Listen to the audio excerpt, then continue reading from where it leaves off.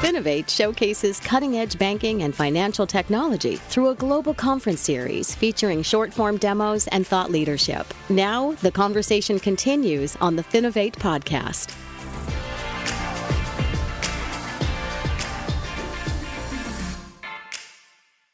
Hi, everybody, and welcome to the Finovate podcast. We are returning from FinovateEurope last week, and joining me, we have one of our speakers at that event, Amy Iceman, the Chief Experience Officer at MSU FCU.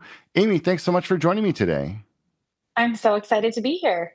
So before we get into kind of the conversation at FinovateEurope and some of the other pieces we want to talk about today, can you take just 60 seconds or so and give us a little bit of background on yourself? Absolutely. So as you mentioned, I'm the Chief Experience Officer at MSU Federal Credit Union. I oversee our digital channels, our marketing team, and probably most notably for this podcast, our fintech relationships that are our long-term partners. So we have a process that moves them through piloting and testing. And then once they get greenlit for use long-term, they move over to my team. So that is why I got to join you last week in Europe. Yeah, and it was a really fun conversation there. Can we get a little more background on MSU FCU? I'm looking for things just like, size, types of customers, geography, things like that, just to kind of level set so everybody knows where we're coming from. Absolutely. So MSU Federal Credit Union, or Michigan State University Federal Credit Union, is a $8.7 billion organization located in East Lansing, Michigan in the United States. We have 370,000 members, and we were founded in 1937 out of a desk drawer in East Lansing on MSU's campus. But we now have grown to serve the entire state of Michigan and just most recently opened several branches in Illinois. So we love being able to meet our members exactly where they are. Yeah, and you mentioned at the beginning that you oversee some of the fintech partnerships, those longer-term fintech relationships. What would you say have been your priorities when it comes to adapting new technologies? Are there any specific things you'd like to highlight here? I would say our priorities have always focused on innovation. So as a credit union, that really runs through our core values, is making sure that we're thinking forward, not just what is necessary today, but what our members are expecting 3 to 5 years out. So we were very early adopters of the ATM and the credit card, things that are now really commonplace. And we are trying to keep up with those same standards as we go forward. So for us, it really is prioritizing the experience for our members, security always, and making sure we meet the goals of what the credit union needs now, but planning for what the credit union is going to need in the next 5 years or so. So we've really focused on what I call financial lifestyles, where our members are at, meeting them with education that's relevant to them or products that make that more engaging for their experience. We've really found some great partnerships in having financial education through every stage. So we've got education from K through 12, all the way through your, I would say, primary buying years in terms of home loans and auto loans, all the way up through retirement planning and Medicare support. And so fintechs have been critical for us being able to meet all of those goals and meet all of our members exactly where they are, on top of having new technologies that are more innovative and thought-provoking and getting us more engaged in, e-commerce and investing and all of the things that you kind of hear as buzzwords that someday are going to just be commonplace, like the credit card. This has really allowed us to experiment in all of those directions. Yeah, and certainly as, Chief Experience Officer, which is a role that not every credit union has, I think it should be said. This is something which obviously you spend a lot of time focusing on and looking at all of the different experiences that different types of customers have and meeting the needs of them wherever they happen to be. We also were talking a little bit before we pushed record here about kind of the way that you guys look at your relationships with your fintech providers. Can you talk a little bit more about kind of how you structure things? Because I think that's a really unique piece as well. Absolutely. So we're really big on partnership. I actually think I said at Finovate, we look for partners over vendors is always what I say, because vendors are great. And those are people who show up for you and are very regular, commonplace in your day to day. But partners are people who are showing up and bringing equal amount to the table and are trying to ideate with you forward. So we're really proud to have a really robust ecosystem of fintech partners. So not only does the credit union partner with more than 20 fintechs today, we also have a QSO that works with fintech partners to make sure that we can bring technologies to credit unions and community banks that make us competitive in the market, because that's really what this comes down to. But we also really try to make connections for our fintechs, because their connections to each other matter just as much as their connections to a credit union or us. So we're really proud to be able to say not only do we have all of these partners for the credit union, but we've also been able to help facilitate partnerships between fintechs that make their technology more engaging and more relevant to the membership. So a great example of that is we have a partner called Prize Out that does gift cards, and we have a partner named Larky that does push notifications. And so we utilize the Larky push notification system to geo-fence places where members can buy gift cards. And that partnership has now really grown into something beautiful for those companies. We've also been able to connect our financial education partners because they do hyper specialize in their area of education. So they now speak about each other when they're pitching. So if someone is saying, hey, I need K through 12 education, you'll hear about one partner, but our retirement partner will actually talk about them too. And I think we're most proud to be able to facilitate partnerships across the board and not just what's in it for the credit union, but what's sustainable for the fintech community as a whole. Because for us it's more important that they're around for a long time than it is that I'm getting every single bell and whistle right now. I care more that the fintechs can grow and succeed so that I can continue to use them for the 3 to 5, 10-year roadmap that we talked about before. Yeah, and I think this is a really interesting one because a lot of people are hesitant to engage with fintechs because they're not sure how long is this company going to be around. We see a lot of movement in the space without recognizing that you actually can play a role in helping to keep those fintechs around. This is something which once you identify a partner who you think is productive and valuable for you, there's a lot that you can do for them as well. And now we're really getting into kind of the subject of the panel that you were on at Finovate Europe, which was talking about sort of the way the market has shifted the relationship between fintechs and their customers. And the panel was called From Competition to Collaboration to Co-Creation. And I think this is, obviously a large scale journey that we've seen in the big picture just over the last, call it 10 or 15 years. And now we find ourselves in this position where there are these kind of co-creative efforts. Can you talk at a high level about, your perspective on how that journey has unfolded and where we find ourselves now? For sure. I actually think that's at the core of that partner versus vendor conversation of collaboration has allowed us to do so much more with our fintech partners than we could have even dreamed when we started this journey. So we started on this fintech partnership journey about 6 years ago. And at that time, that the conversation very much was fintechs are out to take things from us, right? That they were competition in the market. And the reality is, all of these fintechs are being really vulnerable. Even if you think about Finovate as a concept, they're putting themselves on the line to be on that stage and show you what they can do. And they really want someone to see the value of what they've poured their heart into. And I think credit unions and community banks are especially poised to do that because they are going to make us more competitive and they're going to make us more competitive. They are not our competition. And I think that's a big thing to highlight because if you're willing to put the time and energy into giving feedback to your fintech partners, you can get so much more out of the product that they're going to build in the future. And part of their goal is to sustain this product. They want it to be relevant. They want it to be regulatorily compliant. They want it to be valuable for their membership just as much as you do.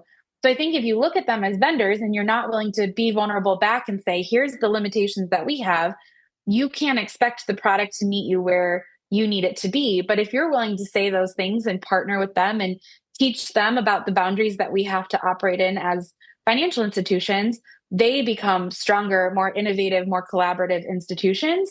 And in the long run, that's really what we want our investment to do is I would like them to be around 10 years from now. So I will help them in any way I can. And I think that mindset is very visibly shifting. But I also think there's a ton of value there in terms of making sure credit unions and community banks can stay competitive. And if we stop looking at it as competition and definitely lean into the collaboration side, we can stay competitive. No, there's a really interesting piece here because you specifically mentioned credit unions and community banks as sort of having a lot in common in this space. What do you think it is about kind of the credit union ecosystem in particular that makes it a really good first stop for some of these early stage fintechs? And obviously, it's a little bit different from the challenges that you would face at a really large financial institution. Even a smaller community bank would be different from how a credit union like yourselves would work. So, what do you think about that CU ecosystem really makes it an attractive first stop?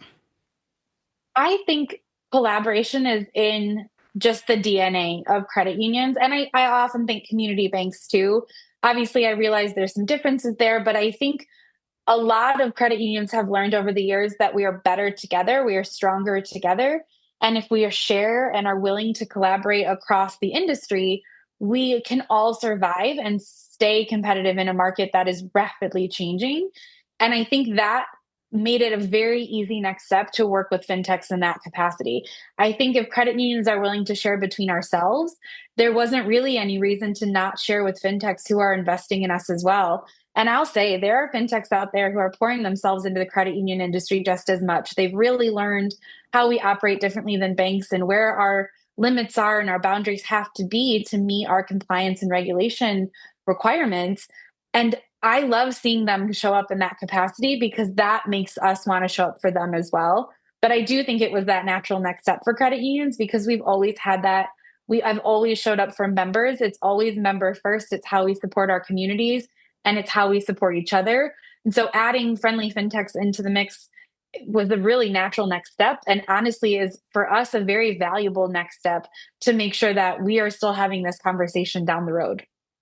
This seems like a really perfect place for me to talk about the credit union spotlight that we're offering at FinovateSpring. We had offered it at Finovate Fall for the last couple of years, our New York show. We are expanding it this year to include FinovateSpring, which will be moving to San Diego for the first time ever, which we're all very excited about.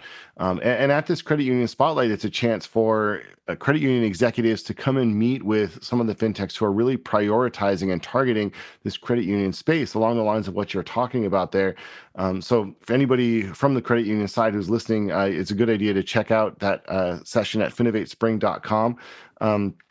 From our standpoint, I think obviously the fintechs are coming to us and telling us that they have technologies that are for credit unions. The challenge seems like it's kind of getting the credit union executives almost to be more open to it.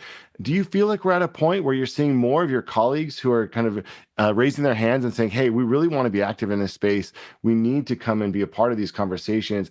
Or do you think that the credit union ecosystem, by and large, is still a little bit far behind some of the other types of financial institutions? I think the credit union space is ready. We're seeing it more and more of people picking up this kind of momentum and running with it. I think a huge limitation for a lot of credit unions is the availability for their digital banking provider to play with some of the technology, but also for them to find fintech partners that meet real needs for them. So I think a lot of times we sometimes get in a space where we feel like fintechs are just bright, shiny objects, right? Like it's this really cool thing that's maybe not driving ROI or creating additional security. And that's simply not true, right? There are a breadth of fintechs that you can do truly anything you want with a partner if you want to. I think that was the big hurdle that credit unions navigated recently of really knowing how to go into the market and find partners that will work for them that meet a very specific need and knowing they can go for it, right? That there is technology available, that there is a path forward and not being limited by some of the digital banking partners because our digital banking partners are also evolving to make it more easily accessible to tie in new technology. And so I think the industry is kind of rolling together now instead of each piece moving independently. There's that momentum kind of carrying us in the right direction. I also think the fintechs have learned more about credit unions. I think we oftentimes got swept into the quote unquote banking pile, which is fair, but it's not truly accurate. And so the more that fintechs have learned about what makes credit unions different, or even community banks to some extent, and the struggles that we face and the resources that we may or may not have access to, the more that they've adapted to meet us where we're at and make sure that their product is accessible and viable for us, that has changed the willingness and the landscape for credit unions to be able to participate. And I can't tell you how grateful we are for people who spend time in that space to really get to know credit unions and not try and generalize us as part of a bigger industry that, we simply just don't have those same resources available. Yeah, I mean, certainly you can see the temptation to say, oh, this is a similar size financial institution. I can treat it in the same way that I would treat a community bank of that same size. But there are some really key differences, and it is really exciting to see fintechs themselves focusing on this space. I think one of the other pieces we talked a little bit about the mentality on the side of the credit unions themselves. There's also this question of mentality on the part of the fintechs who you want to come and enter into this kind of collaborative environment, and in many cases it's difficult for them because they kind of maybe just had a great idea, just got a bunch of funding, you're kind of on top of the world, and all of a sudden you go and meet somebody who says, actually, this is really close, but I need to give you a lot of feedback in order to make it something that we can actually work with. That dichotomy can be really difficult. What advice do you have for the fintechs themselves in terms of how to approach those conversations, or what type of mentality is the most helpful when it comes to working with someone like MSU, FCU? Absolutely. I think you kind of hit the nail on the head of there's sometimes a gap between understanding and execution, right? So I think a lot of fintechs make this leap of we can roll this product out in 4 weeks, right? There's this light switch mentality that we can just turn it on. That if you just give me this data feed and I can plug it into my technology, X, Y, and Z will just happen. And while I would love to live in that world, that's not always the reality of how we can navigate, or truly that we have access to just connect things in the way that I think a lot of fintechs expect that to be delivered. And so while some credit unions can, and I'm very fortunate that MSU FCU has a lot of capability in that area, not every credit union can show up that way. And certainly every credit union has to consider security and compliance and regulation. And so I think what sometimes is a little bit off or left of center, let's say, when fintechs approach us is that they think it can be this really simple onboarding. And I really hope it is. And I genuinely think we're moving in that direction. But I need them to also understand that there are things and due diligence that we have to do on the front end before we can get to the turn the light switch on portion of it. And so I think showing up as a fintech and recognizing where our boundaries are and the limitations that we may have. And I mean that specifically, meaning learn about the credit union you're talking to. You may have a $1 billion credit union who has a relatively small IT team that can't also produce the data outputs that you need to make the technology work. And so understanding the relationship of that partner is a big win for how we would work with fintechs, but also I think sometimes is what's missing in the conversation. They sometimes get a little bit wrapped up in how quickly they can move.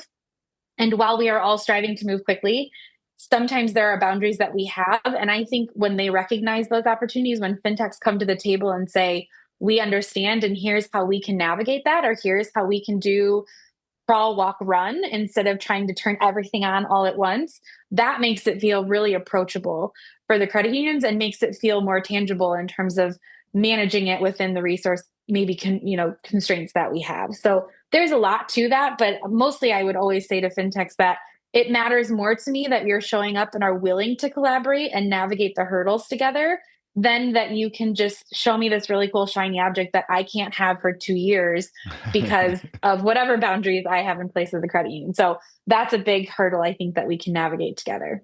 Yeah. I mean, a lot to unpack there. And I would advise anybody coming from the fintech side who is interested in working with credit unions, just go ahead and rewind that section, listen to it one more time. We are about out of time here. So just a last question for you. On a personal level, what would you most like to see come out of these credit union spotlight sessions, either in terms of technologies themselves or types of conversations? What do you think would be most productive for the industry? I actually think, from both sides of the coin, I'd say from the credit union side, I hope from these credit union spotlight sessions that they can see the value for themselves. I hope they can see other credit unions that are active and participating, that they can see that path for themselves, and that this is, the next step that they need to be able to jump in with both feet and really start their fintech journey. I think being able to see that portrayed in other credit unions is really important, but also to hear what other credit unions are doing, because again, very built into our DNA of collaboration, can give you that confidence to kind of take the next step and figure out a process that works for you. And I think from the fintech side, this is a great first step to everything I just said in my last answer of really understanding the differences in credit unions and what that value is. I think this is great exposure for fintechs to really build relationships that are hopefully really meaningful for them and certainly meaningful to us. Yeah, no, I think that's absolutely our goal as well. Again, check out FinovateSpring.com if you're interested in learning more about the credit union session. It is slated for the afternoon of day 1 there in San Diego. Amy, I want to thank you so much for taking your time to join me for this conversation, for joining us on stage at Finovate. You've been to quite a few of them. It's always excellent to hear your thoughts and insights. Really appreciate you taking the time today. Absolutely. Thank you so much, Greg. This has been great. The Finovate podcast is produced by Informa Connect in association with Provoke.fm Media. Check out Finovate.com for information on Finovate's upcoming shows and to learn how you can get involved. The discount code Finovate Podcast will save you 20% on tickets to all of our events. And you can email us at info@finovate.com for information on sponsoring, speaking, or demoing. Thanks for listening.